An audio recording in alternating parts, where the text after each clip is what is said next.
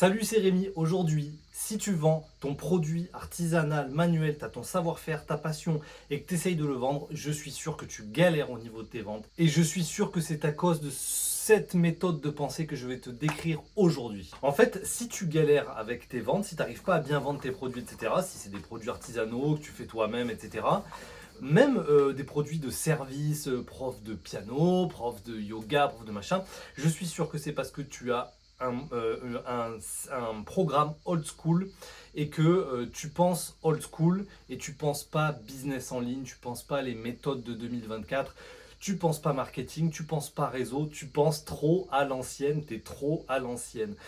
Plus j'entends des gens qui se lancent dans ces domaines-là, dans leur domaine de passion, je sais pas, moi je sais faire des couteaux, je sais faire de la couture de scie, je sais faire plein de trucs ou des trucs artisanaux comme moi aussi, plus j'entends que les moyens de vente de ces gens-là sont totalement périmés. Les méthodes d'avant ne sont plus du tout les méthodes de maintenant.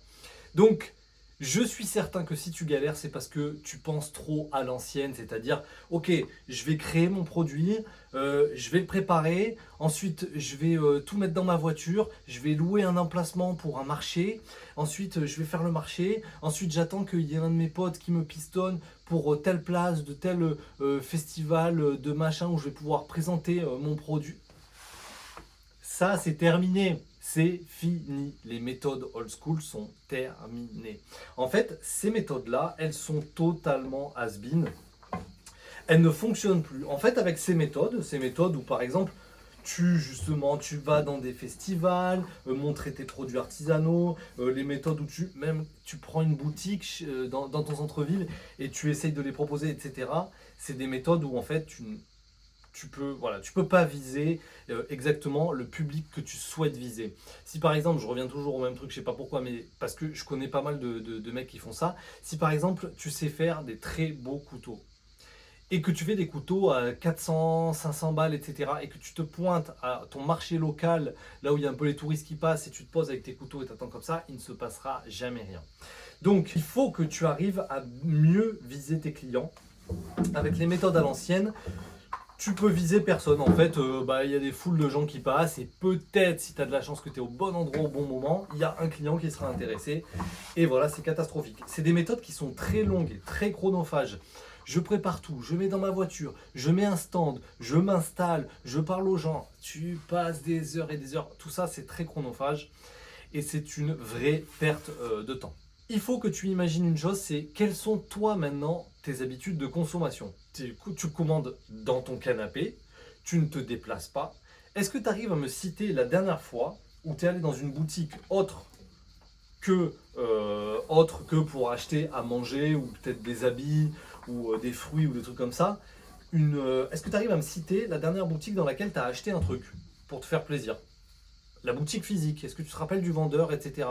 Dans quel festival tu aurais acheté, dans quel marché touristique tu aurais acheté autre chose que de la bouffe? Et bien en fait, il n'y en a pas. On ne consomme plus comme ça maintenant. On consomme de son canapé, on commande sur son téléphone, on veut que ça aille vite, on veut toutes les infos qu'une vraie boutique pourrait nous donner, on veut des vidéos, on veut des descriptions, on veut des fiches techniques et on veut surtout que ça aille vite. On veut surtout voilà, on ne veut plus bouger, on consomme comme ça maintenant. C'est peut-être un peu triste, mais c'est la réalité. Imagine-toi quand même que moi je vends mes instruments de musique, j'ai pas de boutique, j'ai juste une boutique en ligne. Je vends des instruments de musique et les gens me les achètent de partout, c'est international, et ils n'ont même pas essayé l'instrument. Ça m'arrive 1% du temps que quelqu'un se déplace dans ma boutique pour essayer un instrument et me le prenne. Un instrument de musique, la base des bases quand même, tout le monde se dirait ah non, il faut que je crée ma truc, il faut que les gens viennent essayer, etc. Eh ben pas du tout. Dis-toi que même dans des marchés comme ça, où on doit absolument essayer la guitare, les instruments de percussion, etc., eh ben il y a quand même énormément de gens qui achètent en ligne. Donc dis-toi bien que maintenant, les habitudes ont changé, ton business, il doit être calqué exactement sur ces moyens, sur les habitudes des consommateurs que tu vises.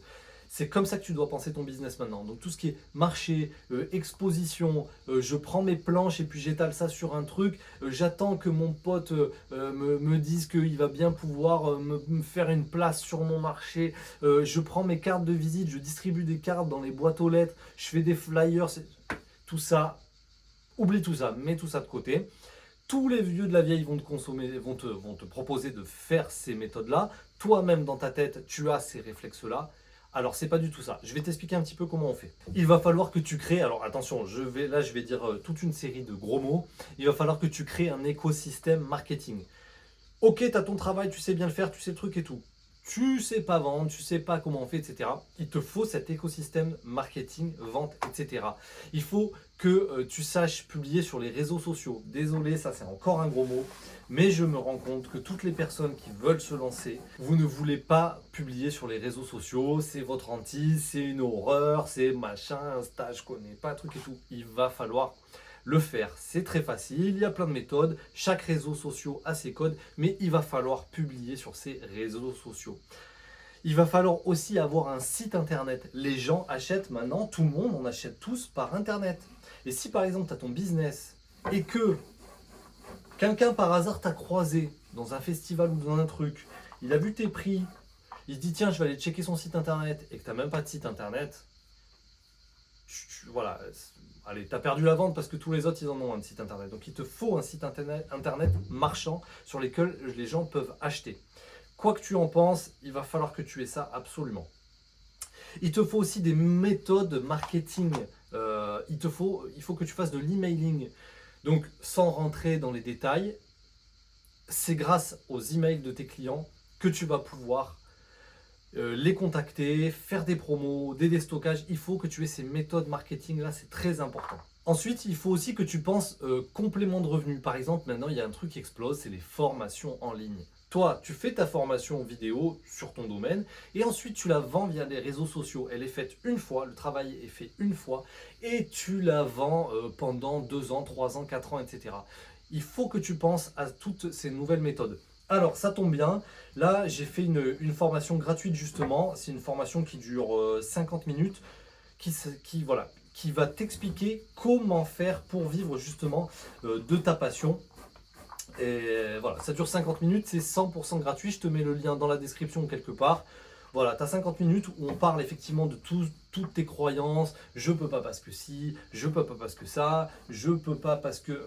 Tous ces trucs-là, on va parler de tout ça, de tout ce qui te fait peur dans le fait d'entreprendre dans ton domaine et dans ta passion. Et surtout, essayer de t'expliquer que c'est tout à fait faisable avec pas mal d'exemples. Donc cette formation, elle est en bas, tu peux cliquer. Il va falloir juste que tu renseignes ton email, tu mets ton email, et puis ensuite tu accèdes à la formation, c'est 100% gratuit. Et à la fin de la formation, si tu le veux, hein, bien évidemment, ça, il n'y a pas de souci, tu peux réserver un appel avec moi où on pourra discuter si tu as un projet, si tu veux voilà, enfin arrêter avec ton taf, ou alors si tu veux un complément de revenu vraiment intéressant parce que tu as une passion et tu as un vrai savoir-faire mais que tu ne sais pas le vendre. Justement, c'est ma spécialité, ça fait 7 ans que je fais ça, je sais exactement comment on fait pour partir de rien et avoir une activité vraiment pérenne et rentable dans des domaines artisanaux. Donc, c'est mon truc et moi je serais ravi de te montrer un petit peu comment on fait. En tous les cas, pour revenir au sujet de la vidéo, pense ton business, mets-toi à la place des clients et regarde comment toi tu consommes. Regarde qu'est-ce que tu vérifies quand tu vas acheter quelque chose. Par quel site internet tu passes, par quel lien tu cliques quand tu es sur Instagram. Comment tu fais pour acheter les choses que tu veux acheter, qui te font un peu kiffer.